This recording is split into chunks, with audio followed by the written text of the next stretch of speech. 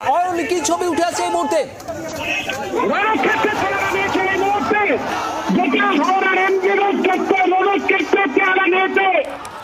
আমরা দেখতে পাচ্ছি পুলিশ কর্মীকে মারধর করা হচ্ছে, পুলিশ কর্মীকে ফেলে দেখানো হচ্ছে হাওড়াতে। এই মুহূর্তে সেই ছবি, পুলিশ কর্মীকে রাস্তায় ফেলে তাকে উদ্ধার করছেন সংগ্রামী যৌথ মঞ্চের নেতা ভাস্কর ঘোষ। প্রথমে আপনাদের জানিয়ে রাখি, 24 ঘন্টার পর্দায় যে টুকরো চিত্রটি আপনারা লক্ষ্য করলেন, সেটা কোনো রাজনৈতিক দলের চিত্র নয়, সেটা কোনো রাজনৈতিক দলের আন্দোলন নয়।